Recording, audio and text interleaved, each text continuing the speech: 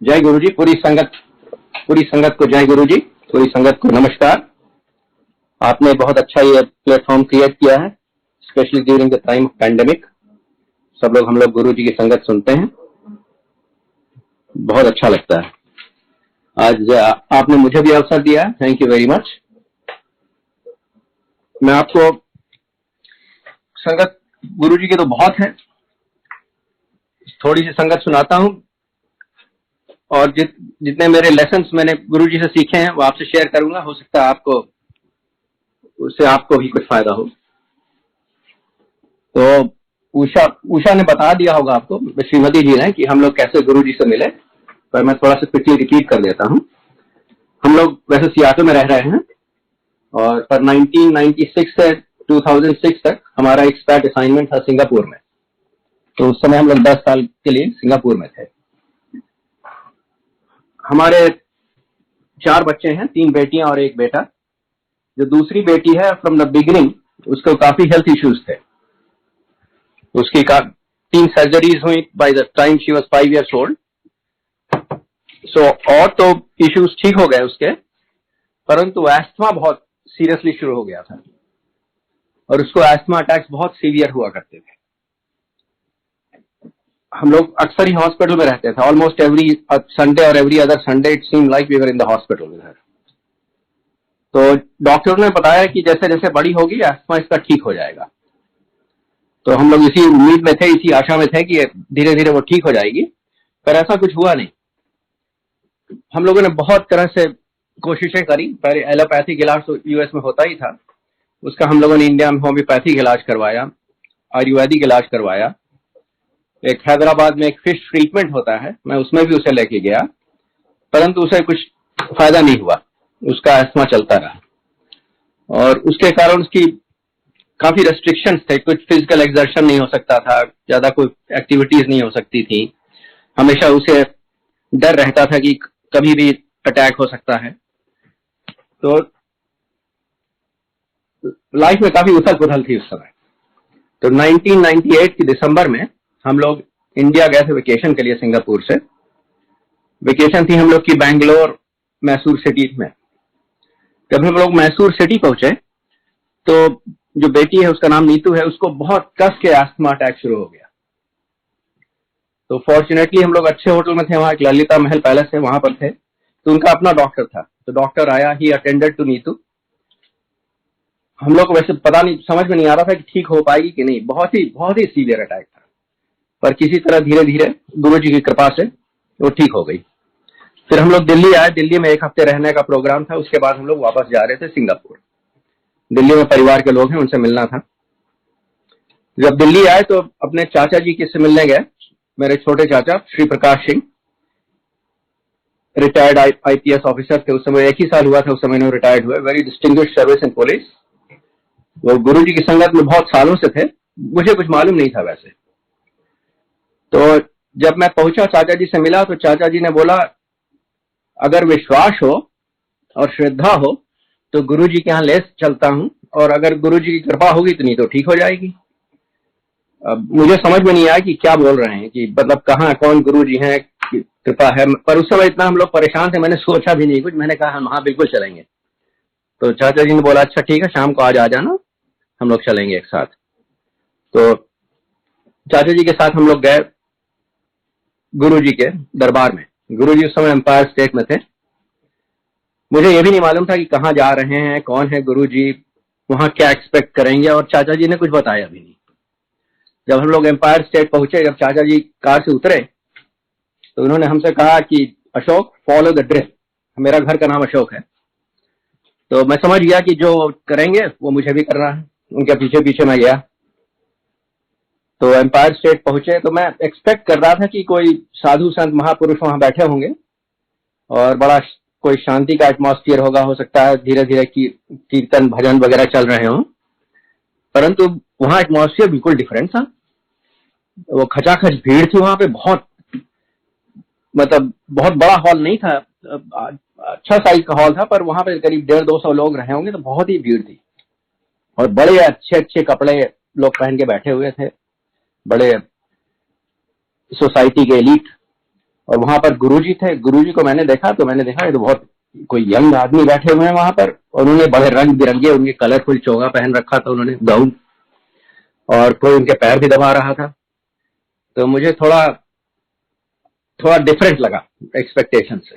खैर मैं वो चाचा जी आगे गए, उन्होंने गुरुजी के पैर छुए। चाचा जी के बाद मैंने भी पैर छुए। तो गुरुजी कहते हैं अशोक आ गया। तो मैंने सोचा चाचा जी ने शायद बता दिया हो मेरा नाम क्या है और मुझे लेके आ रहे हैं, परंतु बाद में पता चला कि ऐसी कोई बात नहीं थी। गुरुजी को हमेशा मालूम रहता था जो भी आ रहा है, क्योंकि जो भी आता था गुरुजी की कृपा ही से, उनके आशीर्वाद ही से आ सकता था, और गुरुजी को मालूम था सबके बारे में, और सबको वो नाम ही से संबोधित करते थे। तो खैर गुरुजी ने हम लोग को बैठा दिया। थोड़ी देर बाद उन्होंने फिर से बुलाया। तो श्रीमती जी उषा ने उस समय बताना शुरू कर दिया गुरुजी को बेटी के लिए, बेटी के लिए कितनी परेशान है, बेटी को क्या परेशानी है। गुरुजी ने हाथ उठाया और बोला कि ठीक है मुझे सब मालूम है, बैठ जाओ। उसके बाद गुरुजी ने इशारा किया कि बेटी को बुलाओ। तो बेटी आई नीतू। गुरुजी ने अपना हाथ उठाया और गुरुजी बोलते हैं कल्याण कितना। और उसके बाद गुरुजी ने कहा कि कल एक तांबे का लोटा और एक चांदी का ओम लेके आना। और हम लोग बैठ गए। बहुत भीड़ थी तो एक साथ नहीं बैठ पाते थे, पर थोड़ी देर बाद मौका मिला। उस समय गुरुजी प्रसाद बांटते थे, उसके बाद हम लोग बाहर जाके हाथ धोते थे। तो उस समय चाचा जी ने पूछा कि गुरुजी ने क्या कहा। तो हम लोगों ने बताया कि गुरुजी ने कहा कल्याण कितना। तो चाचा जी ने कहा अच्छा तो वो ठीक हो गई। मैंने कहा ठीक हो गई बस इतने से। हाँ चाचा जी ने कहा वो ठीक हो गई, पर मुझे विश्वास नहीं हुआ बिल्कुल। परंतु उसके बाद बेटी को कभी भी एक भी बार एस्थमा अटैक नहीं हुआ। और बेटी को एक्चुअली मुझसे ज्यादा विश्वास था गुरुजी पर, क्योंकि जब हम लोग वापस आ रहे थे उस दिन तो बेटी ने मुझे खुद ही बोला कि डैडी अब मैं ठीक हो जाऊंगी, मैं सही जगह पहुंच गई। तो मुझे पता नहीं, मुझे अजीब से लगा, छोटी बच्ची ऐसे बात कर रही है, परंतु उसके बाद उसको कोई भी एस्थमा अटैक कभी भी नहीं हुआ। और उसके बाद गुरुजी ने उसे तांबे का एक लोटा था, उसमें भी गुरुजी ने उसे ब्लेस कर दिया। चांदी का एक ओम था, उसे भी ब्लेस कर दिया और पहनने को बोला। और उसकी संगत अलग है, बाद में आप मेरे ख्याल से उषा सुना चुकी हैं तो वो मैं नहीं सुनाऊंगा। पर ये मैं बताना चाहता था कि एक बच्ची की प्रॉब्लम के कारण हम लोग गुरुजी तक पहुंचे और गुरुजी ने केवल एक हाथ उठा के कल्याण कितना बोला और उसकी सब प्रॉब्लम गायब, जो दुनिया भर के बड़े बड़े डॉक्टर नहीं दूर कर सकते थे। ऐसा एक्सपीरियंस के बाद हमें बहुत अच्छा लगा कि हम तो बहुत ही कोई सिद्ध पुरुष, मैंने सोचा कोई सिद्ध पुरुष ही हैं, और अब मैं इनके लिए बहुत आभार व्यक्त करना चाहता था। मैंने सोचा कि इन्होंने हमारी पूरी लाइफ बिल्कुल इतनी अच्छी कर दी है कि मुझे अब हमेशा जाना चाहिए गुरुजी के पास जब भी मौका मिले, just to show my respect, to show my gratitude. तो उसके बाद मैं रेगुलरली जाने लगा गुरुजी के पास। पर फिर मैं आता हूं वापस पहली विजिट के बारे में। जब 28 दिसंबर था, पहली विजिट थी हम लोग की 1998 में। तो जब नीचे को लेके गए थे, अभी मैं आपको बता रहा था, उस समय बहुत, जैसा मैंने बताया, बहुत भीड़ हुआ करती थी और साथ में 2-3 लोग जाएं तो ये कहीं भी साथ नहीं बैठ पाते थे, कोई कहीं बैठ गया, कोई कहीं बैठ गया, जहां पे थोड़ी जगह मिल पाई। तो पहली बार भी जब हम लोग गए थे तो मुझे अकेले बैठना पड़ा था और मैं बड़ा आउट ऑफ प्लेस फील कर रहा था। मैं हिंदी बोलता हूँ, हिंदी मेरी मातृभाषा है।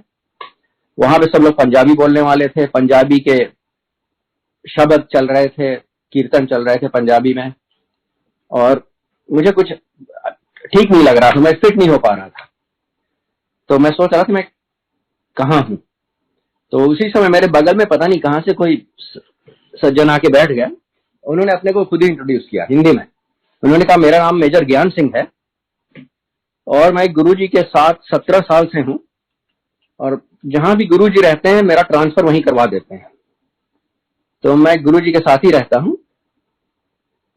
और आपको गुरुजी के बारे में कुछ मालूम है? तो मैंने कहा नहीं, मुझे तो कुछ नहीं मालूम, मैं पहली बार आया हूं यहाँ। तो उन्होंने कहा ठीक है, मैं आपको गुरुजी के बारे में बताता हूं।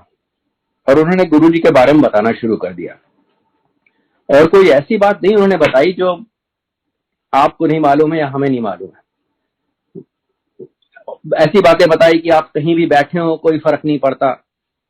ये नहीं सोचिए कि गुरु जी के पास ही आपको बैठना है। गुरु जी सब कुछ जानते हैं, आपको उन्हें बताने की भी कोई जरूरत नहीं है और गुरु जी से कुछ पूछना भी नहीं है क्योंकि उन्हें सब मालूम है। गुरु जी से कुछ मांगना भी नहीं है, जो अच्छा होगा आपको दे देंगे। इसी तरह की चीजें वो बताते रहे और बहुत साधारण सी चीजें थी, कोई ऐसी बात नहीं थी कि बहुत एक्स्ट्राऑर्डिनरी चीज बता रहे थे मुझे।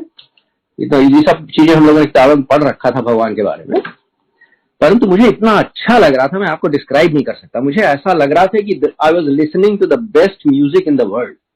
मुझे मन कर रहा था कि ये रोके ही नहीं, बताते ही जाएं बताते ही जाएं। तो एक्सेप्ट फॉर सम इंटरप्शन, बीच बीच में एक आध बार उठना पड़ा था जब गुरुजी ने बुलाया था या प्रसाद देना था। उसके अलावा मैं उन्हीं के पास बैठा था और इतनी 2-2.5 घंटे समय रहा होगा।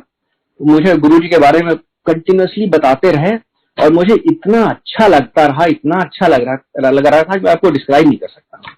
That was 20th December 1998। अगले दिन हम लोग फिर गए थे। उस दिन लोटा और चांदी का ओम लेके गए थे। उस दिन फिर मैं बैठ गया अलग कहीं जहां पे जगह मिली और फिर वो सज्जन आके मेरे पता नहीं कहां से वो आ गए और उन्होंने जगह बना ली, मेरे बगल बैठ गए, मेजर ज्ञान सिंह। और फिर उन्होंने बताना शुरू किया गुरुजी के बारे में और मुझे इतना अच्छा लगा, इतना अच्छा लगा। मुझे मन कर रहा था कि ये कभी खत्म ही नहीं हो जब ये बता रहे हैं मुझे। And the same thing repeated on 30th December 1998। उसके बाद मेजर ज्ञान सिंह ने उस दिन पूछा हमसे कि आप कल आ रहे हैं, 31 दिसंबर है, गुरुजी के साथ न्यू ईयर सेलिब्रेट करिए। उस समय मुझसे बहुत बड़ी गलती हो गई। मैंने कहा मैं नहीं आ पाऊंगा कल क्योंकि हम लोग का कुछ और प्रोग्राम है। तो खैर उस दिन हम लोग नहीं गए।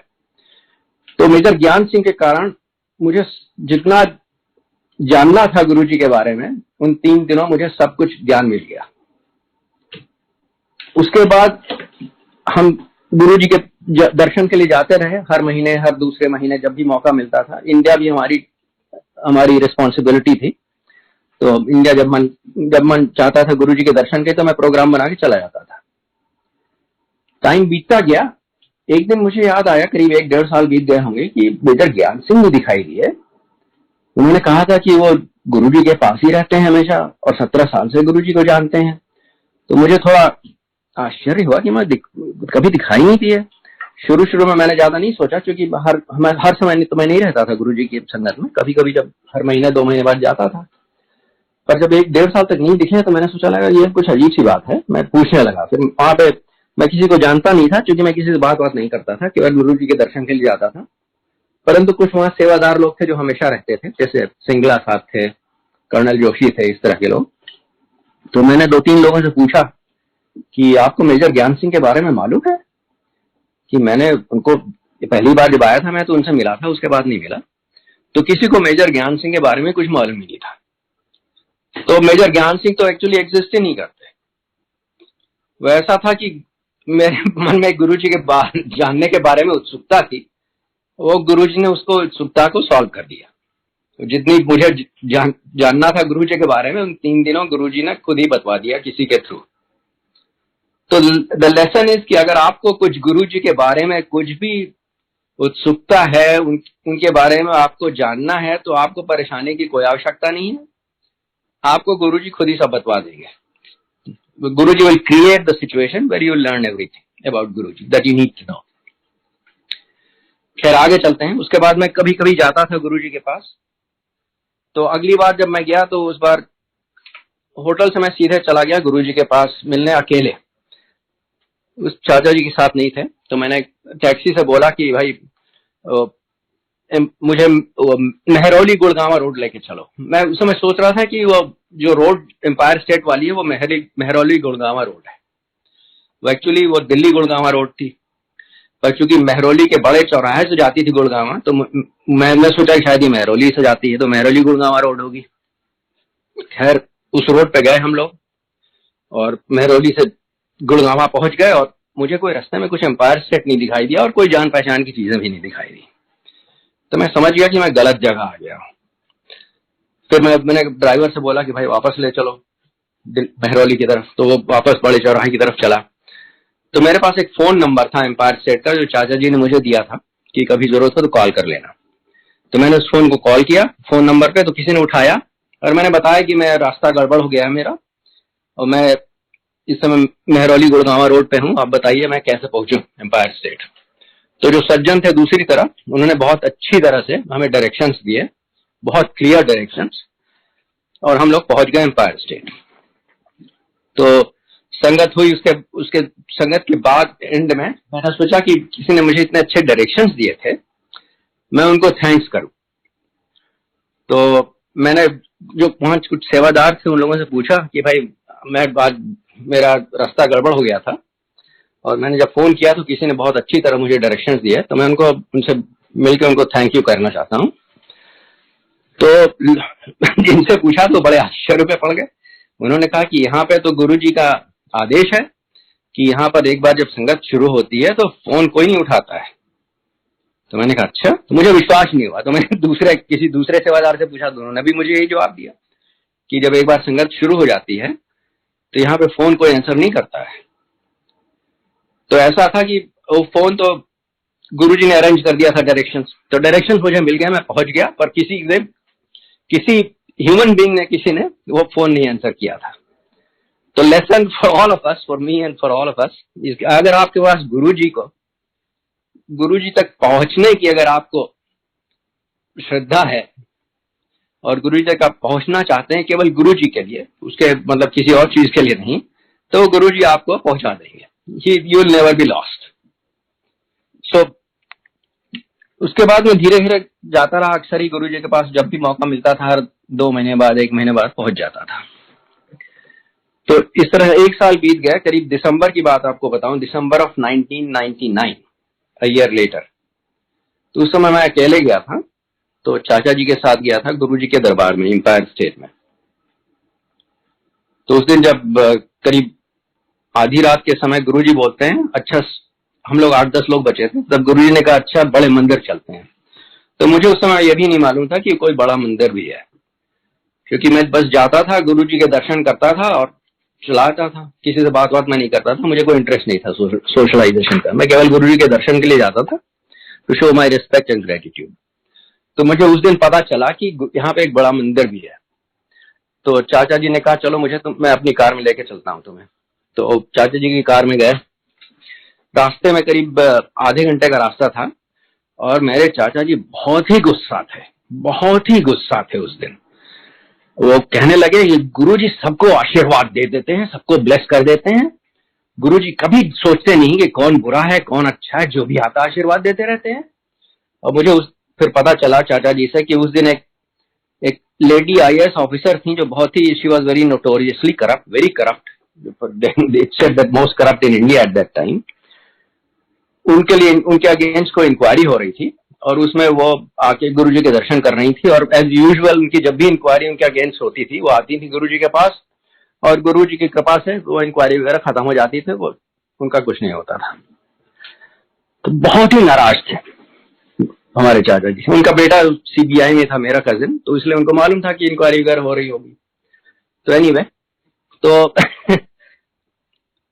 बहुत ही गुस्सा थे, आधे घंटे तक वो बहुत ही नाराज थे कि गुरुजी को पता नहीं क्यों सबको गुरुजी ब्लेस कर देते हैं, कभी भी डिफरेंशिएट नहीं करते हैं कौन अच्छा है कौन बुरा है, कौन समाज के लिए अच्छा है कोई को समाज के लिए बुरा है, कुछ लोगों को तो जेल में रहना चाहिए, बाहर रहते हैं। इस तरह की बातें करते रहे।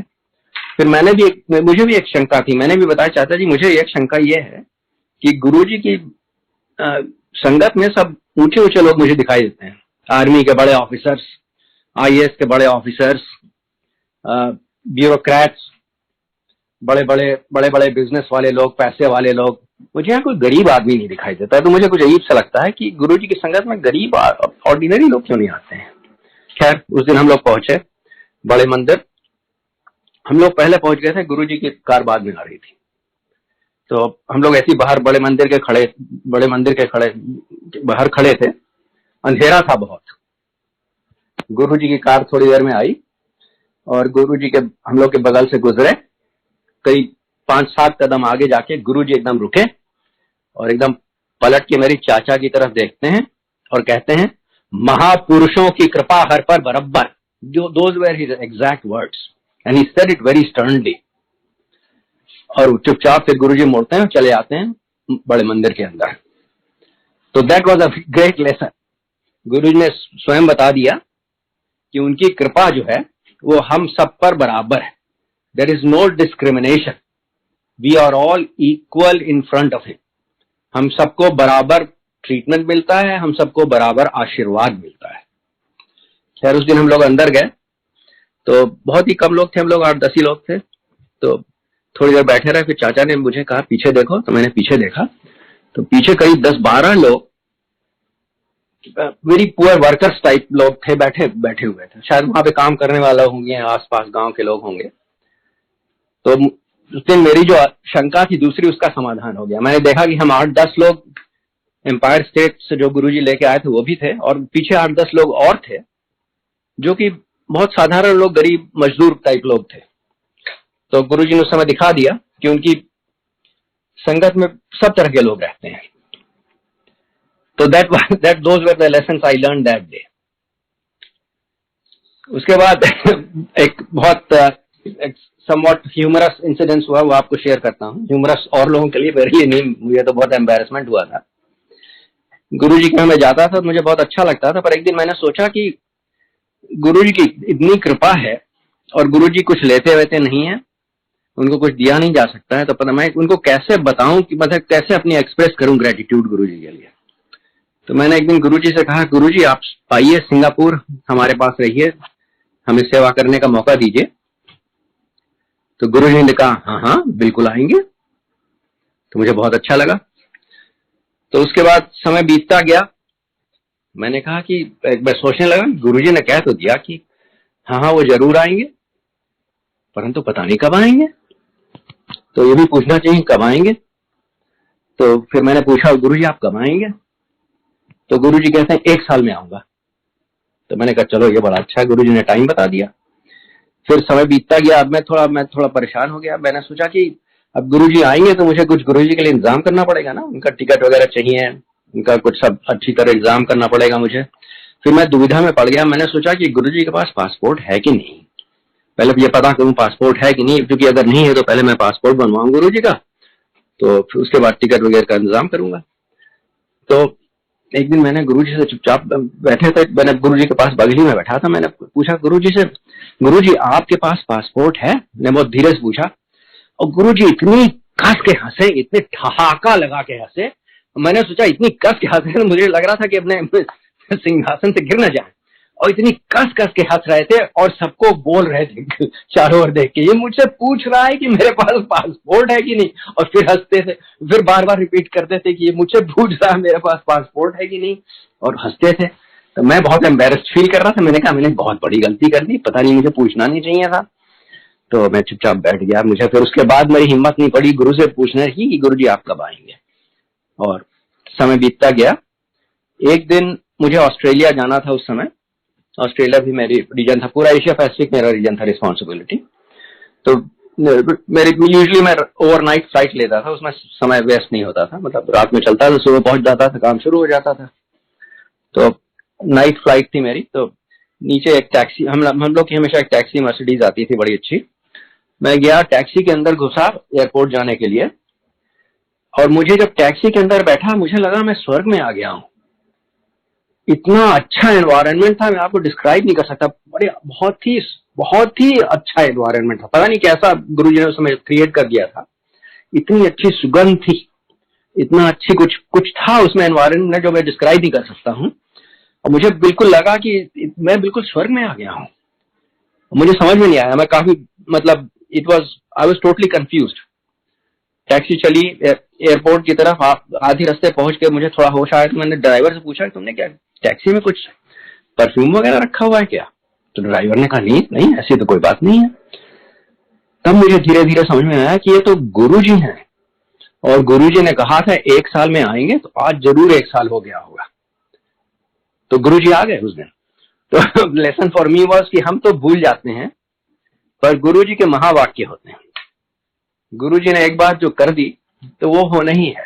तो एक बार उन्होंने कह दिया कि 1 साल में आएंगे, तो वो आ गए। और आपको इंसिडेंट्स बताता हूं। एक बहुत एक अच्छा इंसिडेंस हुआ जिसमें काफी बड़ी अच्छी एक लेसन था, वो मैं आपसे शेयर करता हूँ।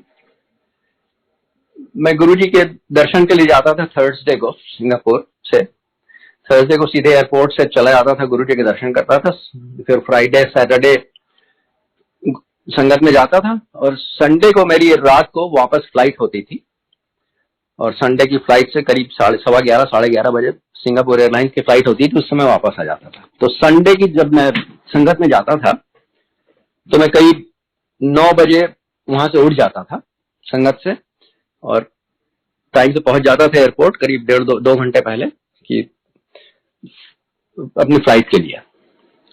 पर उस दिन जब मैं गया, एक दिन करीब 2003 या 2004 की बात है, तो मेरे मन में यह आया कि मैंने कहा मैं गुरुद्वारे जा रहा हूँ, गुरु के घर जा रहा हूँ, तो मुझे अपनी मन से नहीं उठना चाहिए, जब गुरु जी बताएं तभी मुझे उठ के जाना चाहिए वहां से। तो उस दिन मैं सोच के बैठ गया कि जब मैं गुरु जी जब आज्ञा देंगे खुद ही, तभी मैं जाऊंगा यहाँ से। तो मैं बैठा रहा। उस दिन मेरे चाचा जी भी साथ थे वहां पर, और श्रीमती जी भी थी, और भी लोग थे फैमिली के, उस दिन काफी लोग थे। तो टाइम बीतता गया, करीब 9 बज गए, फिर 9:30 बज गए। अब मेरे चाचा बड़े डिसिप्लिन्ड हैं और बड़े टाइम के लिए पंक्चुअल हैं। अब वो मेरे पीछे ही बैठे थे। मुझसे उन्होंने कहा, अशोक उठो, जाओ यहाँ से, नहीं तुम्हारी फ्लाइट मिस हो जाएगी। तो मैं थोड़ी देर तक तो उन्हें इग्नोर करता रहा, पर उन्होंने कई बार जब कहा तो मुझे अच्छा नहीं लगा। मैंने कहा कि हमारे फैमिली एल्डर हैं, I must respect his wishes. तो मैं उठा, गुरुजी से आज्ञा लेने के लिए गया, तो गुरुजी ने तुरंत कहा तेरी फ्लाइट कैंसिल। और मैंने गुरुजी को बताया भी नहीं था कि मैं उस दिन जा रहा हूँ, और गुरुजी कह के हंस दिए। तो मैं फिर आके वापस बैठ गया। मैंने चाचा जी से बोला, चाचा जी गुरुजी कहते हैं फ्लाइट कैंसिल। खैर उसके बाद बैठा रहा वहां, और काफी देर हो गई। फिर गुरुजी ने मुझे खुद ही बुलाया, कहा अब जाओ। Then I left.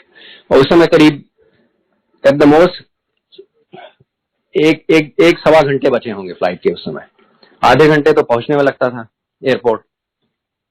तो एयरपोर्ट में पहुंचा, पुराना एयरपोर्ट है।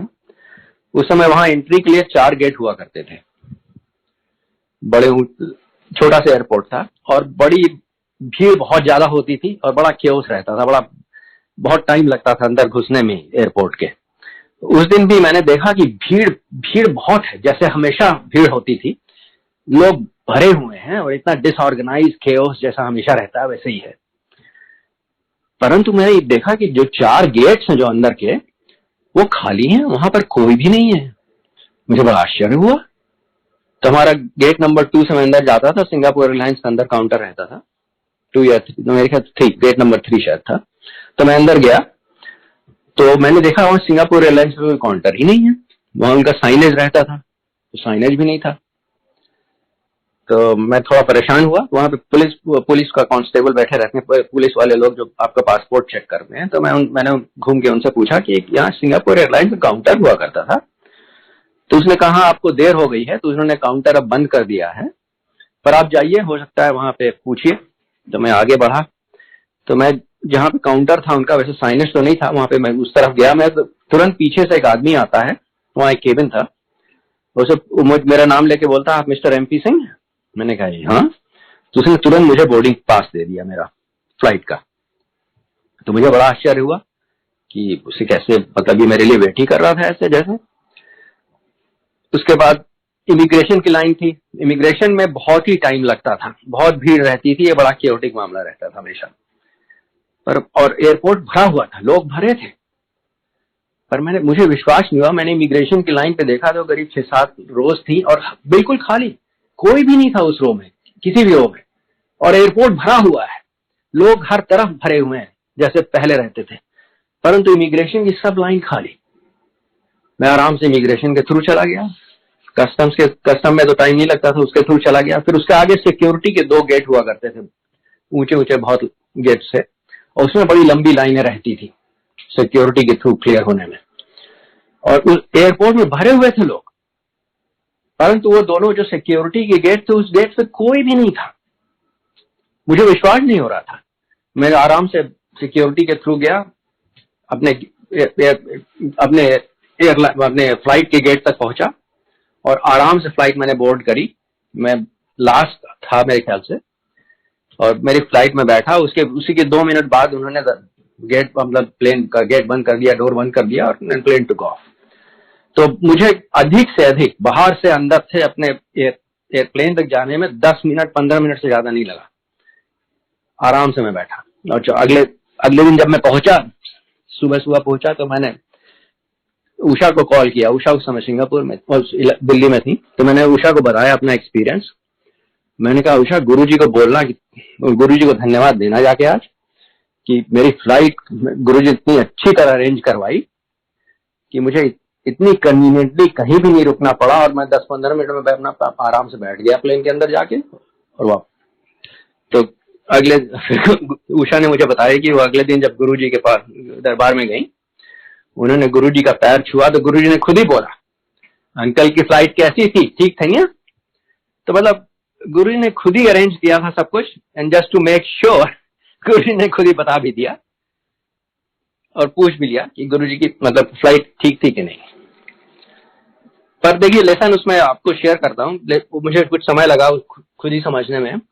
उस दिन मेरे मन में विचार आया था कि मैं गुरुजी जब कहेंगे तभी मैं यहां से उठूंगा। मैंने गुरुजी पे छोड़ दिया था डिसीजन। मेरा डिसीजन खुद अपना नहीं था कि मैं किस दिन अपने से जाऊंगा। तो बेसिकली विदाउट रियलाइजिंग इट मैंने सरेंडर कर दिया था। तो that is the value of surrender, that is the power of surrender. जब मैंने गुरुजी पे छोड़ दिया तो एकदम मिराकुलस चीजें हुई। अपने से जाता तो ऐसे कभी नहीं हो सकता था। तो लेसन उसमें यह हम सबके लिए कि आप गुरुजी से कुछ मांगिए नहीं, गुरुजी पे छोड़ दीजिए। अगर आप गुरुजी पे छोड़ देंगे तो सब कुछ जितना अच्छा हो सकता होगा, गुरुजी सब कुछ अरेंज कर देंगे। अगर आप कुछ मांगेंगे तो जो आपको मांगेंगे वो आपको मिल जाएगा, परंतु वो हो सकता है आपके लिए अच्छा नहीं हो।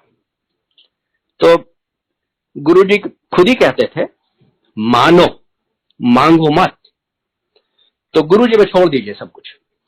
तब गुरुजी पे जाइए, श्रद्धा से, प्यार से बैठिए, गुरुजी का मेडिटेशन करिए, और गुरुजी से कभी कुछ नहीं मांगिए। और आपको कुछ और इंसिडेंट सुनाता हूं। एक बार हम लोग श्रीलंका गए थे 2001 या 2002 में वेकेशन के लिए बच्चों के साथ, विंटर में। हमेशा बच्चे विंटर में, स्प्रिंग ब्रेक में हमेशा आ जाते थे, समर में, और हम लोग सब लोग हमेशा गुरुजी के पास जाते थे। तो उस बार हमने प्रोग्राम बनाया कि हम लोग श्रीलंका देख लेंगे, थोड़ा घूम लेंगे, उसके बाद गुरुजी के पास दर्शन के लिए जाएंगे, फिर वापस आएंगे और बच्चे वापस चले जाएंगे यूएस। बच्चों उस समय यूएस में थे, कॉलेज में। तो हम लोग, पर जब मैं प्लान बना रहा था तो मैंने ये ध्यान दिया कि दिल्ली में अक्सर कोहरा बहुत होता है। दिसंबर का समय था और फ्लाइट्स वगैरह अक्सर गड़बड़ होती रहती हैं। तो मैंने ये अलाउड नहीं किया था कि फ्लाइट गड़बड़ हो सकती है। तो मेरा प्लान ऐसा था कि 29 को रात को हम लोग दिल्ली पहुंचेंगे कोलंबो से। 30 दिसंबर की मॉर्निंग हम लोग टैक्सी से जाएंगे दिल्ली से जलंधर। उस समय गुरुजी जलंधर में थे, और फिर गुरुजी के दर्शन करेंगे और 31 की सुबह वहां से जलंधर से वापस दिल्ली आ जाएंगे। 31 की रात की हमारी फ्लाइट थी। फर्स्ट को हम लोग सुबह पहुंचेंगे सिंगापुर, और फिर फर्स्ट की आफ्टरनून की फ्लाइट थी बच्चों की वापस यूएस जाने की। तो जो हमने प्लान बनाया था उसमें ये गुंजाइश नहीं थी कुछ डिले वगैरह की। अच्छा, जब कोलंबो में, उस पहले तो नहीं सोचा, पर जब मैं कोलंबो में फ्लाइट पे बैठा तो हम परिवार के साथ, तब मैं ये सोचने लगा कि अब ऐसा हो सकता है कि अगर दिल्ली में अगर कोहरा हो तो सब प्लान मेरा गड़बड़ हो जाएगा। गुरुजी के दर्शन कैसे होंगे, पता नहीं फ्लाइट कहाँ चली जाए। खैर मैं मनाता रहा कि गुरु सब ठीक ही रहे, मैं सोच रहा था। परंतु जब हम लोग दिल्ली पहुंचे तो फ्लाइट जब लैंडिंग करने की कोशिश करी तो उसने लैंडिंग अबॉर्ट कर दी, मतलब लैंड नहीं कर पाया, फिर ऊपर आ गया प्लेन। और फिर पायलट इंटरकॉम में आके बोलता है कि इस समय दिल्ली में बहुत फॉग है, कोहरा बहुत ज्यादा है। मैंने एक बार कोशिश करी लैंड करने के लिए, पर मैं लैंड नहीं कर पाया, एक बार और कोशिश करूंगा। मैं मना रहा था गुरुजी से, गुरुजी कुछ करिए, अब लैंड करवा दीजिए। खैर दूसरी बार भी उसने कोशिश करी, लैंड नहीं कर पाया। बहुत मुझे बहुत झटका लगा कि फिर नहीं लैंड कर पाया। उसके बाद इंटरकॉम में आके पायलट बोलता है कि हम लोग को ऑर्डर दिया गया कि we have to go to Ahmedabad.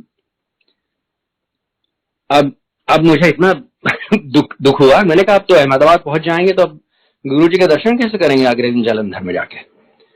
मैं गुरु जी से प्रार्थना कर रहा था, मेरे परिवार के सभी लोग कर रहे होंगे कि गुरु जी किसी तरह से कुछ करवाइए जिससे आपके दर्शन हो पाए कल।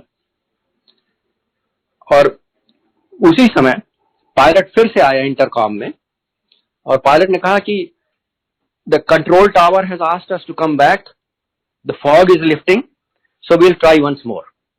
बहुत मैं खुश हुआ। मैंने कहा शायद देखिए शायद हो जाए। और उस बार वो लैंड कर गया, प्लेन लैंड कर गया। उसके लैंड जब कर गया उसके बाद वो इंटरकॉम में आके पायलट बोलता है कि the fog has again come down and now they have closed the airport.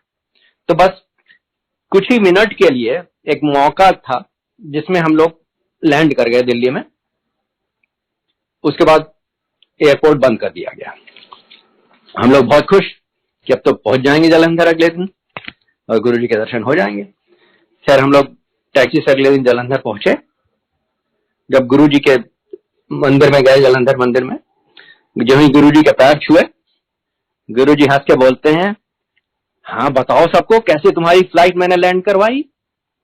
तो देखिए अगर मन में शंका थी कि अगर ये कोइंसिडेंस रहा होगा कैसे फ्लाइट लैंड करवाई, तो गुरु जी उस कोइंसिडेंस का समाधान कर दिया, बता दिया उन्होंने कि उन्होंने फ्लाइट लैंड करवाई थी। तो ये गुरु जी कहते थे कभी कभी कि मेरी शक्ति लगती है और लोग कहते हैं कोइंसिडेंस, लोग समझ नहीं पाते। तो anyway the lesson for all of अस, इसकी बहुत सी चीजें हमारे जीवन में होती हैं जिस तक गुरु जी की कृपा से होती हैं, पर हम समझ नहीं पाते हैं। कभी कभी हम सोचते हैं कोइंसिडेंस था, लकी थे हम लोग, ऐसे हो गया। ऐसा कुछ नहीं है। ये गुरु जी की कृपा जब होती है तभी ये सब बहुत सी चीजें संभव होती हैं। तो that's another lesson that is there for all of us. आपको अपने काम की बातें भी कुछ बताता हूं। मैं मैनेजिंग डायरेक्टर था सिंगापुर में और 98 तक 96 जनवरी में हम लोग सिंगापुर गए थे। और उसके बाद काफी परेशानियां हुई मुझे काम में, क्योंकि सिंगापुर में मैं अपने डिवीजन से मैं पहला था वहां पर और सब स्टार्ट वगैरह मुझे ही करना था, प्लांट लगाने थे, बिजनेस स्टार्ट करना था। तो काफी प्रॉब्लम्स हो रही थी मुझे, ठीक नहीं हो पा रहे थे काम। और एक बार जब गुरु जी के दर्शन हो गए 98 दिसंबर में, उसके बाद तो काम इतनी अच्छी तरह होने लगा कि मैं खुद ही नहीं विश्वास कर पा रहा था। पर मैं ये नहीं समझ पा रहा था कि ये गुरु जी की कृपा से हो रहा है। मैं सोच रहा था कि मैं ही इतना अच्छी तरह काम कर रहा हूं कि मैं इतना सफल हूं। सफलता के ये था, आपको बता दूं कि जैसे हम लोग का प्लान होता था, जैसे बुकिंग्स प्लान मतलब ऑर्डर्स के जो प्लान होते हैं, तो साल का प्लान मेरा 5 ही 6 महीने में हो जाता था। 5 ही 6 महीने में जितने एनुअल प्लान मेरा होता था वो हो जाता था। और जितना शिपमेंट्स का प्लान होता था, बिलिंग्स का, वो करीब 8-9 महीने में हो जाता था। हर ईयर आफ्टर ईयर इतनी अच्छी परफॉर्मेंस थी कि even my company could not believe, and मेरे जितने रिव्यूज थे they were always very top reviews. तो एक बार फोन से रिव्यू कर रहे थे, क्योंकि अक्सर हम लोग फोन से रिव्यू करते थे, क्योंकि मैं सिंगापुर में था, मेरा बॉस यूएस में था, तो अक्सर फोन ही से बात हो जाती थी। तो रिव्यू हो रहा था मेरा, फोन से बॉस रिव्यू कर रहा था। उस रिव्यू में फोन से इतनी कस के सुगंध आने लगी गुरु जी की कि बहुत ही पूरा कमरा जो था, रात का समय था, उस समय यूएस में दिन था, मेरे सिंगापुर में रात थी। तो ऑफिस में बैठा था, पूरा ऑफिस पूरी गुरु जी की सुगंध से भर गया। ये उस समय हो रहा जब मेरा बॉस रिव्यू कर रहा है, मेरी तारीफ कर रहा है, मुझे सब बहुत अच्छा अप्रेजल दे रहा है। और वो जो प्लास्टिक का फोन था उसमें सुगंध भरी हुई थी, इतनी सुगंध भरी हुई थी कि मैंने उसका प्लास्टिक फोन का जो हैंडसेट होता है, मैंने वो निकाला, मैं घर लाया उसे दिखाने के लिए उषा को कि देखो गुरु जी की कृपा, देखो फोन को आज गुरु जी ने सुगंधित कर दिया। अच्छा, मेरी बेवकूफी खुद की मैं अपने एडमिट कर रहा हूं, मुझे ये नहीं समझ में आ रहा था उस समय तभी तक भी कि जितना मेरा काम अच्छा हो रहा है ये गुरु जी की कृपा से हो रहा है।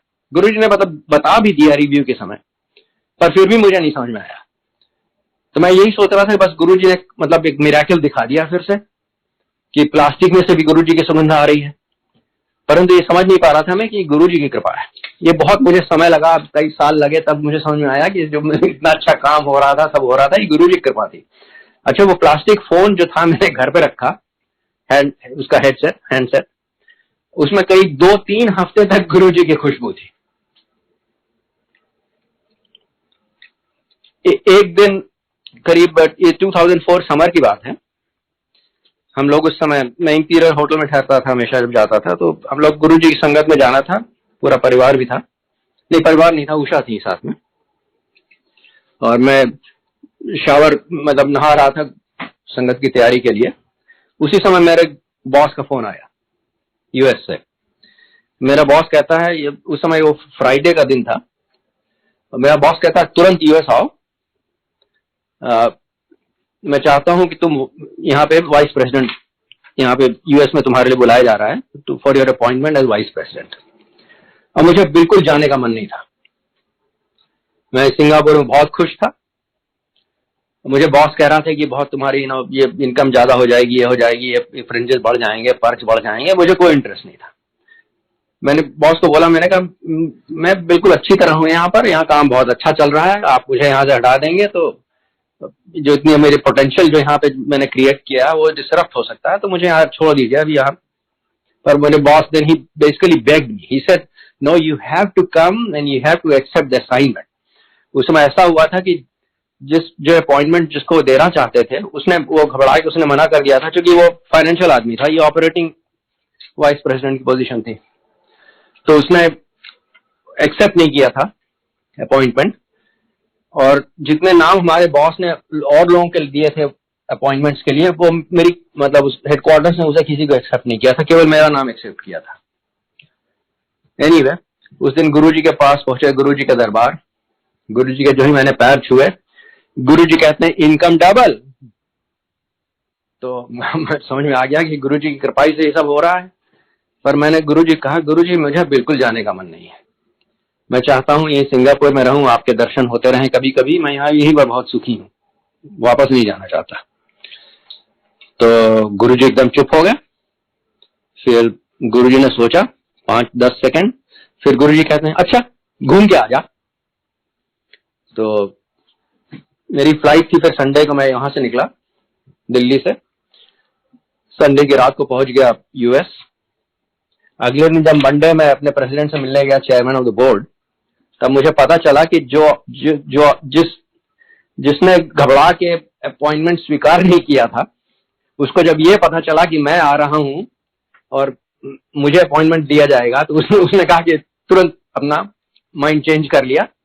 ये सब गुरु जी की कृपा है, और उसने अपॉइंटमेंट स्वीकार कर लिया। तो ठीक है, मैं जैसा गुरु जी ने कहा था, मैं घूम के वापस आ गया यूएस से। पर उनकी कृपा थी, उन्होंने अपॉइंटमेंट दिलवाया था, और जब मैंने कहा कि मुझे नहीं जाने का मन है, तो मेरी बात भी मान ली गुरु जी ने, कहा कि ठीक है घूम के आ जाओ, कोई बात नहीं। तो इस तरह की बहुत सी चीजें होती रही। अब आपको एक अपनी बहुत गलतियां भी मुझसे होती रही, तो एक आध गलतियों के बारे में मैं बता देता हूं। बहुत सी मैंने गलतियां करी हैं, पर एक गलती तो ऐसी है कि गुरु जी जब कुछ कहते हैं तो उसे करना चाहिए तुरंत, उसको ज्यादा उसमें सोचना नहीं चाहिए। और गुरु जी खुद बता चुके थे, गुरु जी ने कहा जब यहाँ पे जब आओ तब दिमाग बाहर छोड़ के आओ, जैसे जूता उतारते हो दिमाग भी वहीं छोड़ दो। मतलब गुरु जी कहने का मतलब था कि जब आओ तो ज्यादा फिर जो मैं कहता हूं उसे एनालाइज नहीं करो, उसे जो मैं कहता हूं तुरंत उसे स्वीकार करो and just act on it. वैसे इंटेलेक्चुअली तो समझ में आ गया था, पर प्रैक्टिकली मैं नहीं समझ पाया था। तो एक दिन फोन आया मेरे चाचा जी का, 2003 की शायद बात है या 2002 की, 2003 मेरे ख्याल से। चाचा जी ने कहा कि गुरुजी कहते हैं तुरंत आओ और औरंगजेब रोड में फ्लैट खरीदो। तो मुझे समझ में नहीं आया कि औरंगजेब रोड में फ्लैट क्या मैं कैसे लूंगा और किस कारणवश मुझे लेना पड़ेगा। खैर मैं आया एक दो हफ्ते बाद, और जो ही मैंने गुरुजी के पैर छुए, गुरुजी कहते हैं औरंगजेब रोड का फ्लैट ले ले। अब मैं कुछ बोला नहीं, पर मुझे दुविधा में था, मुझे कुछ मालूम नहीं था कि यहाँ पे दिल्ली में रियल एस्टेट मार्केट कैसे यहाँ पे ऑपरेट करते हैं, मतलब यहाँ किसको मैं कांटेक्ट करूं, क्या करूं, कुछ नहीं मालूम था। मेरी एक कजिन सिस्टर है, वो थोड़ा रियल स्टेट में इंटरेस्टेड रहती थी, उसे जानकारी थी। तो एक दो दिन बाद उससे मैं मिला, वो मेरा लंबा स्टे था उस बार। तो उससे मैंने कहा कि गुरुजी ने बताया कि औरंगजेब रोड में कोई फ्लैट खरीदना है, मुझे मालूम ही नहीं औरंगजेब रोड में फ्लैट कौन सा है और मैं कैसे खरीदूं। तो वो मेरी कजिन तो थी, वो गुरुजी की संगत में नहीं जाती थी, पर उसे जानकारी थी कुछ लोगों की जो गुरुजी की संगत में जाते थे। तो उसने कहा वो विपी को बोलो, विपी सब जानता है। तो विपी गुरुजी के सेवादारों में हमेशा रहता था। तो अगले दिन जब मैं गुरुजी की संगत में गया तो मैंने वीपी से बोला कि मैंने कहा गुरुजी ने बोला औरंगजेब रोड में फ्लैट खरीदने को, मुझे कुछ फ्लैट दिखा सकते हैं। वीपी को मालूम था कि गुरुजी ने मुझे बोला हुआ, मुझे नहीं मालूम था। वीपी ने बोला हाँ बिल्कुल दिखा दूंगा, कल 11 बजे तैयार रहिए आप, मैं आके आपको ले चलूंगा और फ्लैट दिखा दूंगा। तो अगले दिन 11 बजे मेरे होटल में वीपी आए और मुझे लेके गए औरंगजेब रोड। वहां पर औरंगजेब रोड पे एक ही बिल्डिंग है जिसपे प्राइवेट फ्लैट्स अवेलेबल थे, वो अंसल्स की बिल्डिंग है। पूरे ल्यूटेंस दिल्ली में बस 2 ही फ्लैट्स वाली बिल्डिंग है, एक पृथ्वीराज रोड पर वो टाटा की बिल्डिंग है और एक अंसल्स की बिल्डिंग औरंगजेब रोड पर। तो विपी ने मुझे समझाया, विपी ने कहा कि आप विश्वास नहीं करोगे, फ्लैट तो कभी यहाँ अवेलेबल ही नहीं होते हैं, पर इस समय 3 फ्लैट्स अवेलेबल है। ये देखिए गुरुजी की कृपा। उसने फिर विपी ने कहा कि मैं आपको दिखाता हूं फ्लैट, पर आपको तुरंत उस पर डिसीजन लेना होगा, क्योंकि ये फ्लैट तो आते ही नहीं है मार्केट में, ये तो तुरंत बिक जाते हैं। मुझे तो आश्चर्य हो रहा है कि आज 3 फ्लैट मुझे अवेलेबल मिल रहे हैं जो आपको मैं दिखा सकता हूँ। खैर मैं देखने गया फ्लैट बहुत सुंदर, बड़े अच्छे लगे मुझे, पर मैंने वही गलती कर दी, वही दुविधा में पड़ गया कि मैं फ्लैट लेके करूंगा क्या। फिर मैंने हिसाब किताब शुरू किया कि मैं आता हूँ दिल्ली तो मेरा $300-400 का खर्चा होता है पर डे। यूजुअली मैं इतने दिन साल में रहता हूँ दिल्ली, तो इतना मेरा खर्चा है। और ये फ्लैट का दाम उस समय 3 करोड़ रुपए था। मैंने कहा अगर 3 करोड़ रुपए का अगर मुझे मैं इन्वेस्ट कर दूं, इसका इंटरेस्ट मिले तो मेरे इतना मिल जाएगा और ये ज्यादा होगा, तो खर्चा तो इतना नहीं है मेरा दिल्ली में आने का। तो मैंने कहा फाइनेंशियली तो it doesn't make any sense. वो मेरी बुद्धि थी, इस समय गड़बड़ हो रही थी, तो सोच नहीं पा रहा था कि समझना ये चाहिए था मुझे कि गुरुजी ने जो बोला तुरंत करो, पर वही गलती करी मैंने। गुरुजी ने कहा था कि जूते के साथ दिमाग भी बाहर रख दिया करो, मैंने जूते के साथ दिमाग अपना बाहर नहीं रखा था। मैं उसको एनालाइज करने लगा, ओवर एनालाइज करने लगा।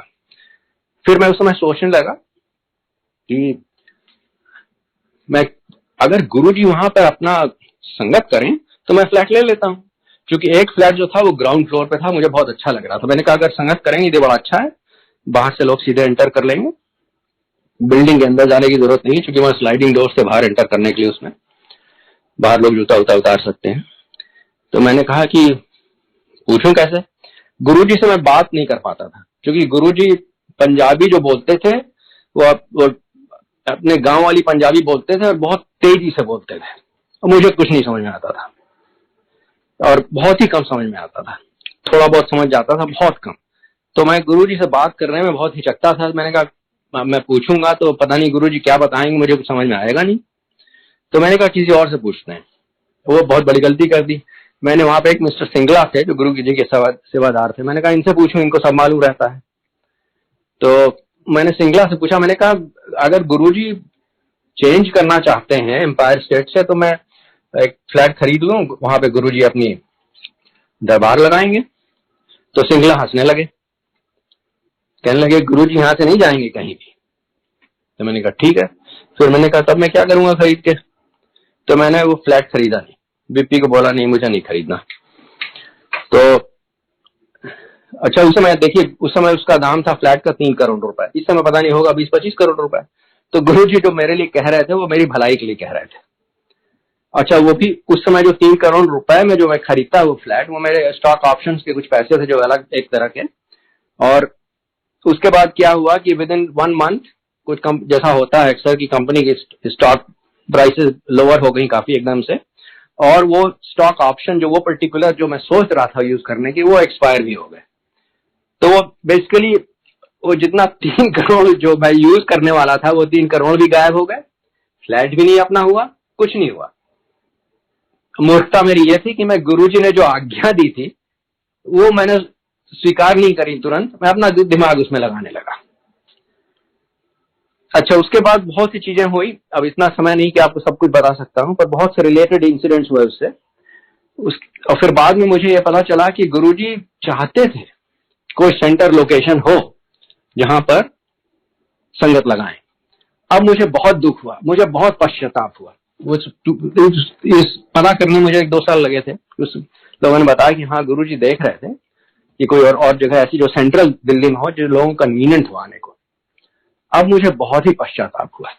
मुझे लगा कि मेरे गुरु ने मुझे एक ही बात अपने लिए करने को दी और मैंने वो भी अपनी मूर्खता में वो नहीं करी।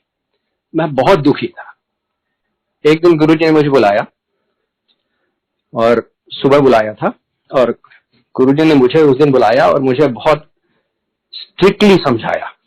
उन्होंने कहा, देख, अपने और अपने गुरु के बीच में किसी को नहीं लाते।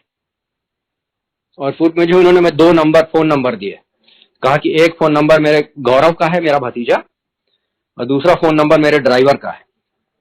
और उन्होंने कहा, मैंने इन दोनों को इंस्ट्रक्ट कर दिया है कि तेरा फोन जब भी आएगा वो मुझे तुरंत बताएं, मैं तुरंत तुमसे बात करूंगा। मैं पाठ में भी बैठा हूं तो मैं उठूंगा तुमसे बात करने के लिए।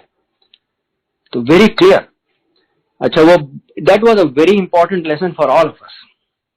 मुझे समय लगा थोड़ा समझने में, पर गुरुजी क्या कह रहे थे हम सबके लिए कि अगर आपको गुरुजी तक पहुंचना है तो आप किसी को बीच में नहीं लाइए। आप डायरेक्ट कांटेक्ट, डायरेक्ट कम्युनिकेशन करिए गुरुजी से। और गुरुजी के दरवाजे हमेशा खुले हैं। जब भी आप पहुंचना चाहेंगे आप पहुंच जाएंगे, पर आप अपने दरवाजे खोलिए। ये गुरुजी ने समझाया कि किसी को बीच में नहीं डालो, मुझसे डायरेक्ट बात करो, और जब मन चाहे तब बात करो। और जब भी तुम फोन करोगे मैं तुम्हारा फोन लूंगा, मैं तुझसे बात करूंगा।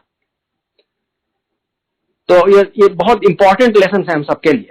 प्लीज किसी पे आप डिपेंड नहीं करिए गुरुजी के बारे में जानने के लिए। आप डायरेक्ट कांटेक्ट करिए, डायरेक्ट कम्युनिकेशन करिए through meditation. That is the only way to reach गुरुजी।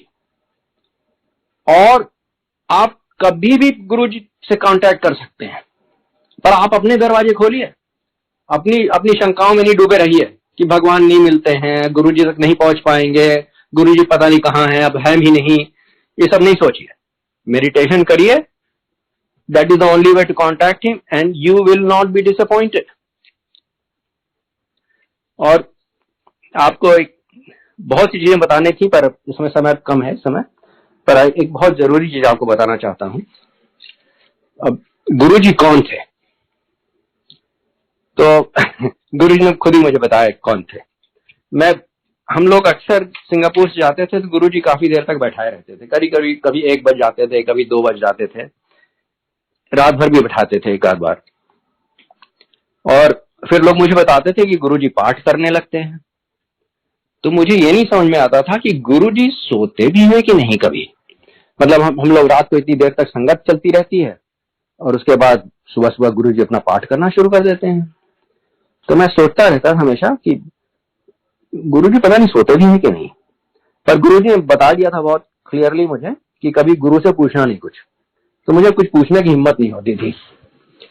पर यह बच्चों की तरह मेरे मन में दुविधा भी रहती थी, बड़ा सोचता भी रहता था कि गुरुजी पता नहीं कब सोते हैं कि नहीं। एक दिन मैं अपने को रोक नहीं पाया, कोई था नहीं वहां पर, तो गुरुजी के पास ही बैठा था और कोई आसपास नहीं था। तो गुरुजी से मैंने पूछा कि गुरुजी आप सोते हैं कभी? गुरुजी मुस्कुराए, और वो बिल्कुल डिवाइन मुस्कान थी। वह केवल भगवान ही उस तरह से मुस्कुरा सकते हैं। और गुरुजी ने बहुत क्लियरली, हम उनके वर्ड्स रिपीट करेंगे आपके लिए। गुरुजी ने कहा, मैं सोऊंगा तो सृष्टि को कौन देखेगा? मैं सोऊंगा तो सृष्टि को कौन देखेगा? These where his exact words. और गुरु ने बिल्कुल हिंदी में बोला, मुझे बिल्कुल ठीक से समझ में आ गया। पंजाबी में नहीं बोला, मैं कंफ्यूज हो सकता था। तो गुरुजी रिवील्ड हिमसेल्फ, खुद ही बता दिया उन्होंने कि वो कौन है। वो स्वयं शिव जी हैं। अब आपको ये सोचेंगे कि गुरुजी अगर शिव जी थे तो वो क्या कर रहे थे? तो इसके लिए आप शिव पुराण पढ़िए। उसके लिए कभी बाद में बात होगी तो बाद में बता दूंगा कि शिव जी खुद ही आते हैं सदगुरु के रूप में अपने कुछ भक्तों की कल्याण करने के लिए।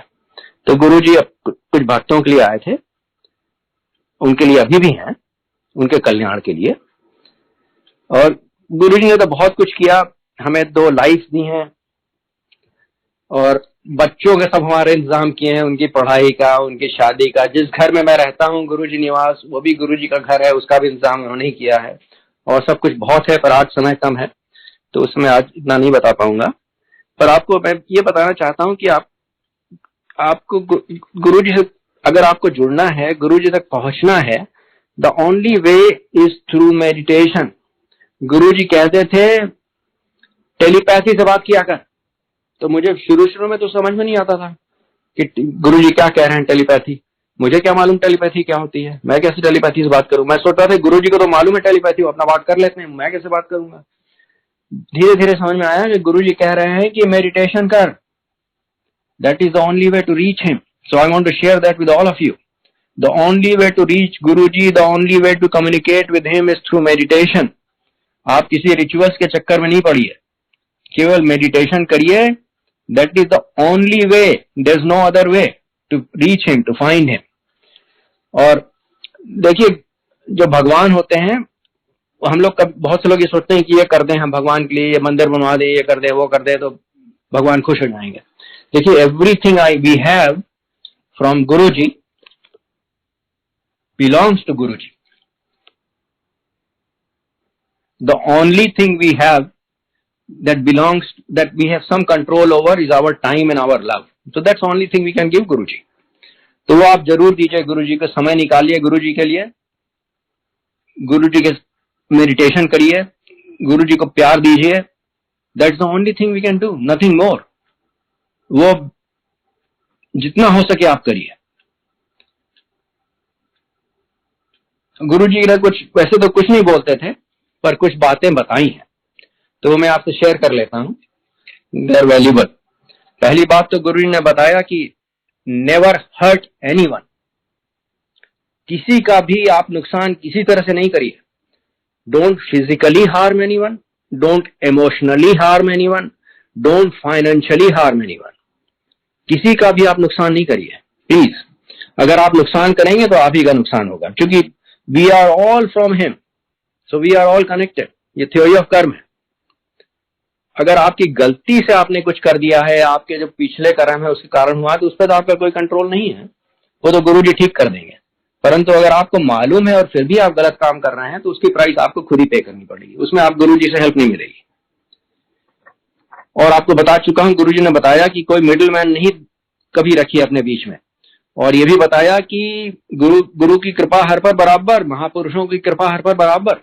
तो we are all equally blessed and we all are his children and we all have direct access to him, but we must have direct access, we must use direct access। कभी किसी को अपने बीच में नहीं लाइए। अभी किसी को नहीं सोचिए कि कोई और मुझे बता पाएगा गुरुजी के बारे में, या मैं इसके थ्रू गुरुजी से तक पहुंच जाऊंगी, ऐसा कुछ नहीं सोचिए। मेडिटेशन करिए। और गुरुजी कहते हैं मांगो मत, मानो। Just surrender. Surrendering is just not asking him for anything. कुछ मांगिए नहीं उनसे, केवल उनको मानिए श्रद्धा से, प्यार से, बस। और सब कुछ उन पर छोड़ दीजिए। वो जो भी होगा वो सबसे अच्छा होगा। इसका ये मतलब नहीं कि हमेशा अच्छा ही अच्छा होता रहेगा। जिंदगी में ऊपर नीचे चीजें होती हैं, वो अपने कर्म का चक्कर है, परंतु वो गुरुजी ठीक करते रहेंगे। सब गुरुजी पर छोड़िए, उनसे कुछ नहीं मांगिए, केवल अपने श्रद्धा दीजिए, अपना समय दीजिए उनको।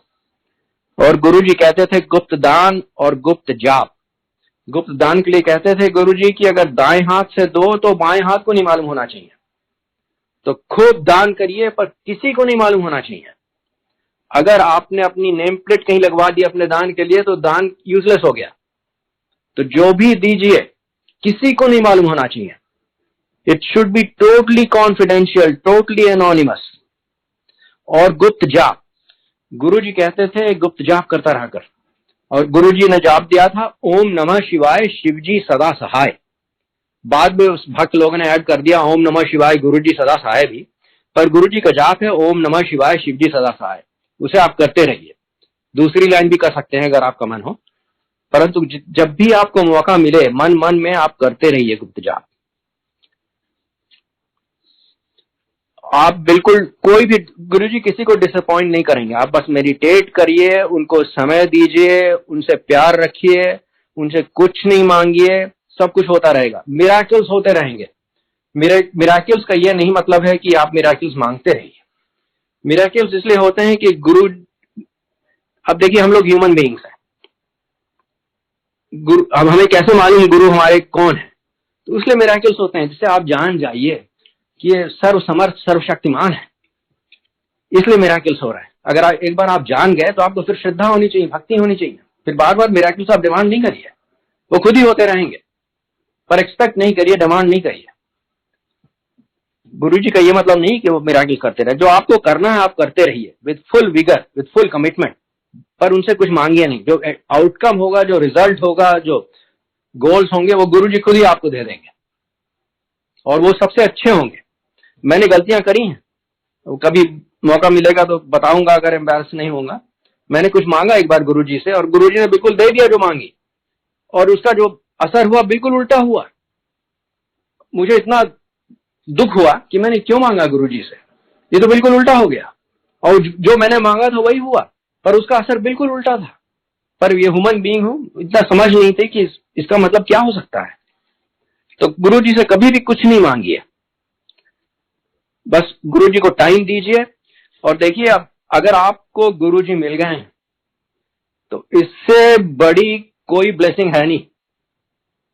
गुरु जी को अगर जिसने जिसने पा लिया है तो उसकी ब्लेसिंग ये है कि you have a life of without any fear, without any worries. You have a journey that should be totally fearless and totally without any worries. सब कुछ गुरु जी पे छोड़ दीजिए, किसी चीज की परेशानी नहीं आप करिए, किसी चीज की चिंता नहीं करिए, किसी चीज से डरिए नहीं। That is his best blessing. Live a life of joy and happiness without any fear, without any worries. Just do what you have to do. अपना पुरुषार्थ करते रहिए, जो आपका कर्म है, जो कर्तव्य है, वो करते रहिए। रिजल्ट छोड़ दीजिए गुरु जी पे, सब कुछ ठीक ठाक हो जाएगा। और एक बार गुरु जी मिल गए हैं तो आपको कुछ आवश्यकता ही नहीं है। Everything is yours once you have found Guru ji, it's all yours. उससे बड़ी कोई ब्लेसिंग है ही नहीं। और वो भी जब सदगुरु हमारे खुद भगवान शिव जी हैं, इससे बड़ी क्या ब्लेसिंग हो सकती है हम लोग के लिए। तो I just want to leave you with the thought कि you are all infinitely blessed. अगर आपको गुरु जी मिल गए हैं, आपको अब कुछ जरूरत है ही नहीं। आप अपना जो कर्तव्य है, जो काम है, करते रहिए। किसी चीज की चिंता मत करिए, किसी चीज से डरिए नहीं, सब कुछ ठीक होगा। और गुरु जी के हाथ में सब छोड़ दीजिए। जय गुरु जी। जय गुरु जी अंकल। जय गुरु। अंकल वी हैव टाइम, अगर आप और सत्संग शेयर करना चाहते हैं तो प्लीज कर सकते हैं। कितना टाइम है बता दीजिए, तो मैं एक आध चीजें और बता। एनी टाइम, हमारे पास है, टाइम है। तो अच्छा, यस। एक बात और मैं बताना चाहता हूं कि हम लोग, बहुत लोग सोचते हैं कि गुरु जी ने ये संसार छोड़ दिया 31 मई 2007 को। देखिए, ऐसा कुछ नहीं है। गुरु जी शिव जी हैं, वो एक मानव रूप में आए थोड़े दिन के लिए अपने भक्तों के लिए, और अपने भक्तों के लिए अभी भी हैं। वो मानव रूप में नहीं है, पर अभी भी हैं। और उनकी जो आशीर्वाद हैं, जो उनकी ब्लेसिंग्स हैं, उनकी प्रेजेंस अभी भी वैसी चल रही है जैसे पहले थी। मैं अपने लिए कह सकता हूं कि मुझे कोई भी फर्क नहीं पड़ता है। जब पहले जिस तरह से गुरु जी की प्रेजेंस फील होती थी, उनकी ब्लेसिंग्स रहती थी, उनका एनवायरनमेंट जो बनाते थे, वो अभी भी वैसे ही है। आपको मैं अपना एक्सपीरियंस बताता हूं। हम लोग को गुरु जी ने वापस भेज दिया था 2006 में। उसको भी बताऊंगा क्यों भेजा था। परंतु 2006 में हम लोग वापस आ गए। बड़ा दुख हुआ कि गुरु जी ने अपने से अलग कर दिया। वो उसका भी एक रीजन था, बच्चों के कारण किया था। बच्चे यहाँ पर थे हमारे साथ, और बच्चों कहते थे, गुरु जी हमेशा कहते थे शादी कर, शादी कर, बेटियों की शादी क्यों नहीं कर रहा। तो हम लोग वापस आ गए। फिर जब 31 मई 2007 को जब हमें यह पता चला कि गुरुजी अब नहीं रहे, तो बहुत दुख हुआ। उस समय तक इतनी समझ में नहीं थी। उस समय ऐसा लगा कि हमें तो ऐसा लगा कि जितना हमारा सहारा था दुनिया में, जो भी हमारा एंकर था, जो भी हमारी नीड थी, वो खत्म हो गई। अब हम क्या करेंगे, गुरुजी नहीं है, ऐसे विचार आने लगे। और देखिए, आपको बताएं, जब हमारी लास्ट मुलाकात गुरुजी से हुई थी मेरे ख्याल से मार्च ऑफ 2007 में, उसके बाद मैं बहुत दुखी था उस समय, क्योंकि मुझे लग रहा था कि अब मैं कभी कभी इंडिया आ पाता हूँ। अब उस समय रिटायरमेंट भी हो गया था मेरा। मैंने कहा कभी कभी इंडिया आता हूँ और कभी कभी गुरुजी के दर्शन होते हैं, तो मैं बहुत दुखी था। तो उस दिन अकेले में गुरुजी बैठे थे, तो गुरुजी ने पास बैठाया अपने, कहा कि आप बैठ। गुरुजी दीवार के सहारे बैठे हुए थे जमीन पर, टांग फैला के। मैं भी उनके पास जाके बैठ गया।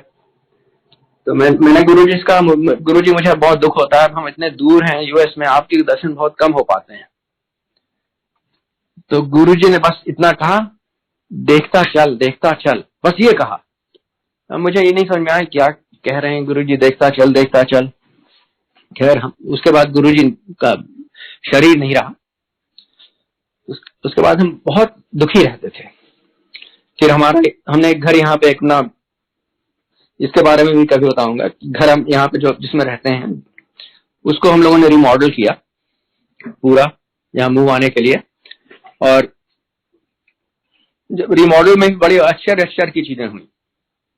रिमॉडल में एक हमारे यहाँ फायर प्लेस था घर के बीच में। थोड़ा ठंड रहती है सियाटल में, बहुत ज्यादा ठंड तो नहीं रहती है, पर साल में 1-2 बार स्नो हो जाती है। तो अदरवाइज दिल्ली की तरह ठंड रहती है, पर यहाँ नमी रहती है जाड़े में, तो इसलिए फायर प्लेस की अच्छा लगता है। तो फायर प्लेस थी 2 यहाँ पर इस घर में। तो पता नहीं कैसे मेरे मन में ये विचार आया कि ये फायर प्लेस अब तोड़नी है और यहाँ पे एक सी थ्रू फायर प्लेस बनेगी।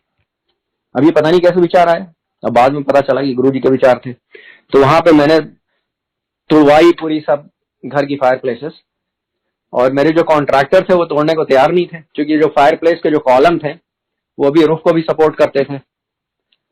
तो उन्होंने बड़ी हाई प्राइस बोली, तो मैंने तोड़वा दिया। मैंने कहा नहीं तोड़ो, तो उन्होंने खैर तोड़ी सपोर्ट करके रूफ को। रूफ नीचे नहीं आई गुरुजी की कृपा से, नहीं तो रूफ भी नीचे आ सकती थी। और फायर प्लेस नहीं बनी। उन्होंने फिर फ्रेम किया फायर प्लेस को। तो पता नहीं क्या मेरे दिमाग में क्या ख्याल था, मुझे कुछ, मैं तो ना आर्किटेक्ट हूँ ना कुछ हूँ, पर कुछ आइडिया था मेरे दिमाग में, पता नहीं कैसे आ गए थे, वो गुरुजी की कृपा से आए थे। मैंने कहा नहीं, ये गड़बड़ तुमने सब फ्रेम कर दी, मैं तुम्हें बताता हूँ कैसे फ्रेम करनी है। मैंने पूरा फ्रेम तोड़वाया। फिर वो बड़ा आश्चर्य में पड़े कॉन्ट्रैक्टर की, क्यों इतना पैसा खर्चा कर रहा है। फिर मैंने उनको ऐसे फ्रेम करवाया जैसा मुझे मन में एक आकृति आई थी। बाद में देखिए वहीं पे गुरुजी का आसन लगा है। बहुत बाद में मुझे समझ में आया कि ये तो गुरुजी अपने लिए करवा रहे थे सब, जिसका जैसा उनको अच्छा लगता है वैसा उन्होंने अपनी जगह बनवाई जिससे वहां पर वो बैठे।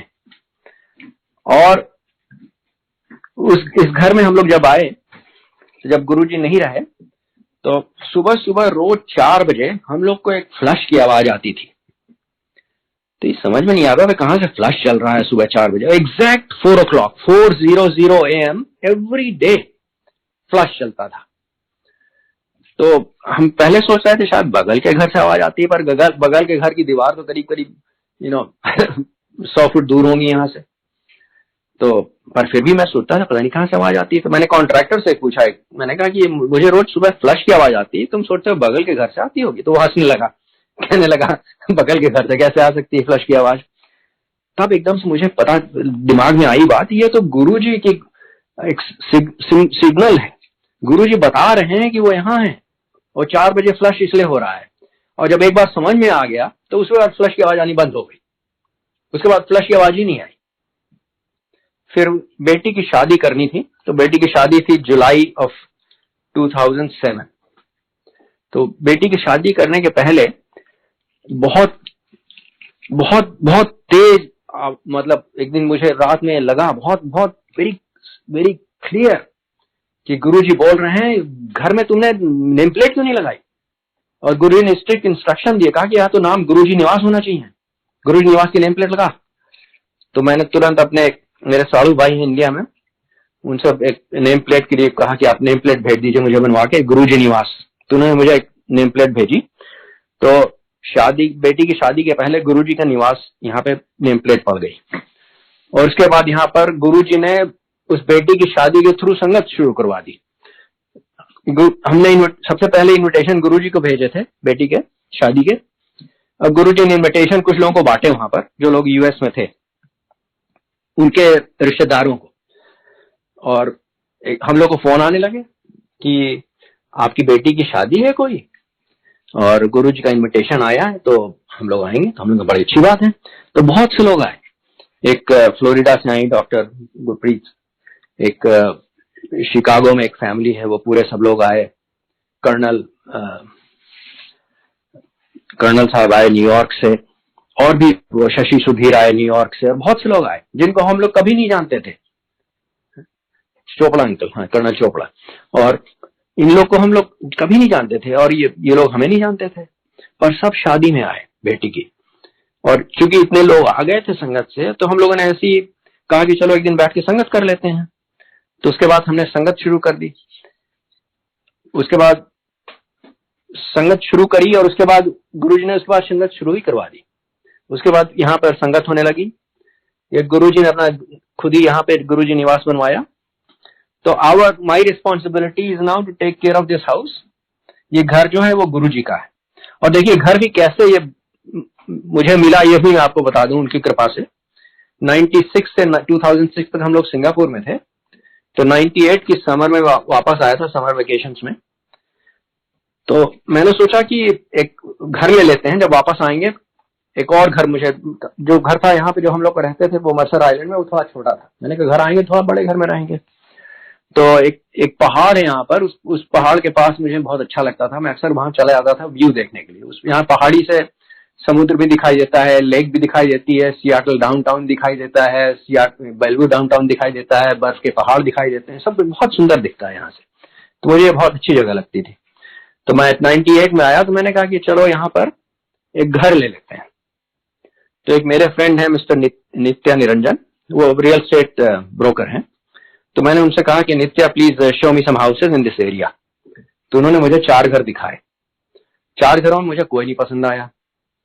तो मैं वापस चला गया, अपनी कार उठाई, रेंटल कार थी। मैंने कहा कि मैं खुद ही देखता हूँ, कुछ है यहाँ पर, क्योंकि मुझे लग रहा कि मेरे लिए कुछ है यहाँ पर ये जो दिखाया इन्होंने कुछ ठीक नहीं लग रहा। और मेरी कार बिल्कुल ऑटो पायलट पे चली गई। और मैं बिल्कुल आपको सही बता रहा हूँ कि मुझे खुद ही नहीं मालूम था मैं कहाँ जा रहा हूँ, क्योंकि मैं यहाँ कोई वाइंडिंग रोड्स हैं और ये रेक्टेंगुलर ग्रिड नहीं है कोई रोड्स की। मुझे खुद ही नहीं मालूम था इस जगह कहाँ मुड़ना है, क्या करना है। मेरी कार खुद ही मुड़ी और एक घर के सामने आके खड़े हो गई जहां पे फॉर सेल का साइन लगा था। मैंने कहा ये घर तो मुझे दिखाया नहीं, और ये घर बिल्कुल परफेक्ट है, इतना अच्छा व्यू इसके सामने। मैंने दरवाजा खटखटाया, तो उस समय जिसकी लिस्टिंग थी वो ब्रोकर अंदर ही बैठा था। उसने उसी इसलिए नहीं मुझे दिखाया था घर, कि उसने उसी समय जब मैं दरवाजा खटखटाया उसी समय उसने कॉन्ट्रैक्ट साइन करवाया था लिस्टिंग के लिए। तो अभी ये लिस्टिंग आ नहीं पाई थी पब्लिक डोमेन में। तो मैंने कहा मैं घर देख सकता हूं, तो उसने घर दिखाया। घर मुझे बहुत ही अच्छा लगा। ये वेरी सॉलिडली बिल्ड, बड़ा सुंदर बैकयार्ड। ये जापानीज लोग थे यहाँ पहले रहते थे, बड़ा अच्छा उन्होंने हॉर्टिकल्चर में इंटरेस्ट था उन्हें, बहुत अच्छा बना रखा था उन्होंने। तो मैंने कहा मुझे ऐसे ही घर चाहिए। तो मैंने अपने फ्रेंड नित्या को फोन किया। मैंने कहा भाई ये देखो ये घर है। उन्होंने अभी भी लिस्ट किया है, और ये संडे को इसका, आज उस दिन फ्राइडे था। मैंने कहा देखो इस संडे को ये लोग चाहते हैं ओपन हाउस करना। मैं नहीं चाहता कि ओपन हाउस घर में हो, मैं खरीद लेना चाहता हूँ, क्योंकि ओपन हाउस में कोई और ऑफर आ सकते हैं, कॉम्प्लिकेशंस हो सकते हैं। मैं सैटरडे कल है, कल I want to buy this house and let's buy it. तो सैटरडे को घर मुझे मिल गया, कॉन्ट्रैक्ट साइन हो गया। तो देखिए ये भी गुरु जी की कृपा है कि किस तरह से मैं आया, किस तरह से मैं पहुंचा, किस तरह से मुझे घर मिला, ये सब गुरु जी की कृपा से है। और गुरु जी ने जैसा आपने चाहते थे उसी तरह गुरु जी ने अंदर सब करवाया है इस घर में। और यहीं पे घर में हम लोग की संगतें होती थी। अब तो फिर संगत बहुत बढ़ गई सियाटल में, तो हम लोग को इस घर में नहीं सब लोग आ पाते थे। फिर हम लोग को एक पब्लिक फोरम में हम लोग को जाना पड़ा, बहाई सेंटर में पास में। और फिर तो आजकल तो पैंडेमिक है, तो पैंडेमिक के कारण तो जूम से हम लोग की संगत होती है। पर इस घर में इतनी तरह तरह की चीजें होने लगी। फिर घर में हमारे शिवलिंग सब बनते थे, अभी भी बनते हैं। जब हर खिड़कियों पर शिवलिंग बनते रहते हैं। एक दिन मैंने गिने 14 शिवलिंग थे। कभी कभी 1-2 रहते हैं, कभी ज्यादा रहते हैं, पर लगभग रोज ही शिवलिंग बने रहते हैं। अपने आप सुबह जब उठते हैं तो शिवलिंग के दर्शन होते हैं, और फिर 3-4 घंटे तक रहते हैं, फिर उसके बाद खत्म हो जाते हैं। पता नहीं कैसे बनते हैं, सब उनकी कृपा है। और आपको बताएं कि गुरु जी ने एक बार बताया था कि मेरी फोटो को फोटो ना समझ। तो यहाँ पर तरह तरह के यहाँ पे फोटो गुरुजी की हमने जितनी हो सकती है मैंने लगा दी घर में। बड़ा अच्छा लगता है, जहां देखता हूँ गुरुजी को देखता हूँ बहुत खुशी होती है।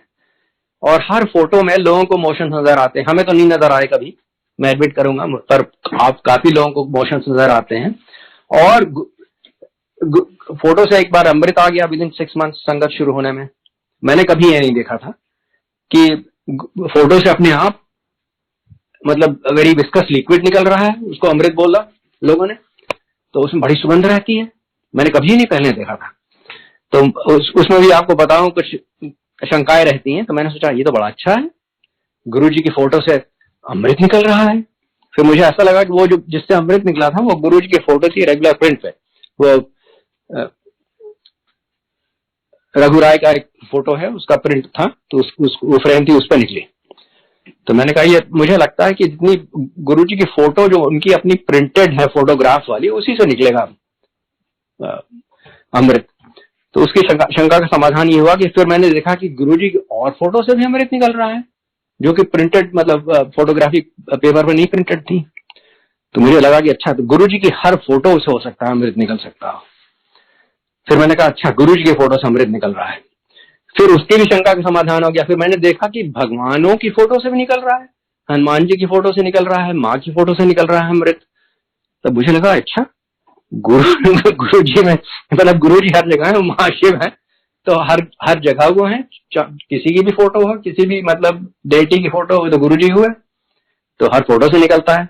गुरु नानक की एक हमारे पास कल्चर बड़ा अच्छा है, उसमें भी मैंने देखा कि उसमें भी निकल रहा है अमृत।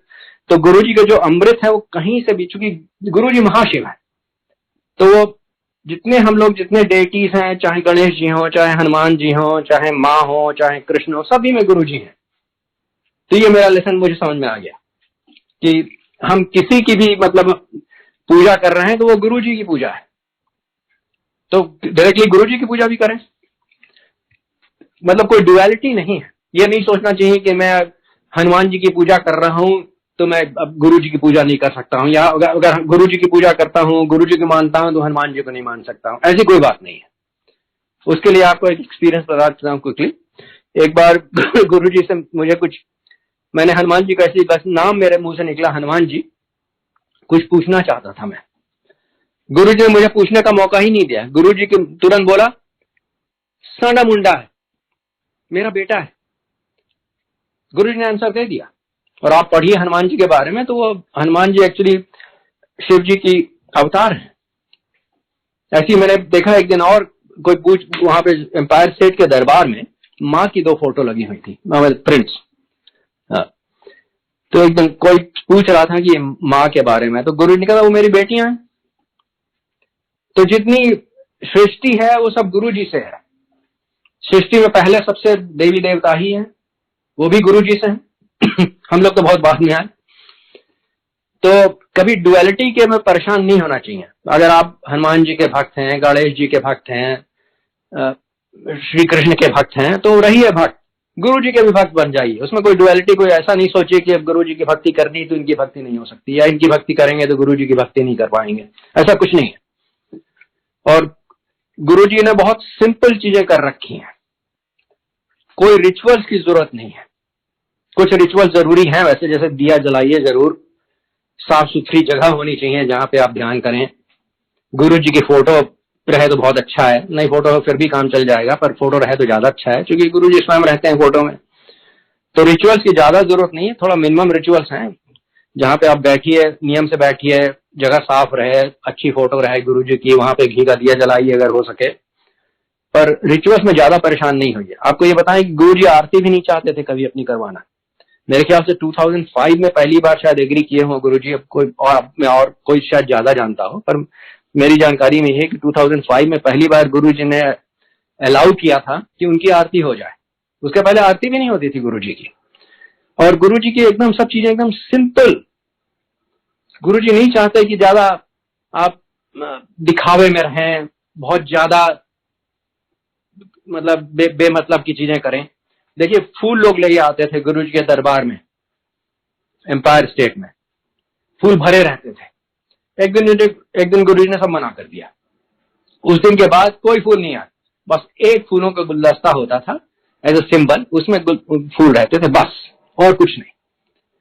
तो we should follow that, keep life very simple, very easy, without unnecessary turmoil, without unnecessary चीजें, make things easy and simple. देखिए, गुरु जी वो संसार के सम्राट, पूरे विश्व के विधाता, उनके पास एक भी चीज नहीं थी।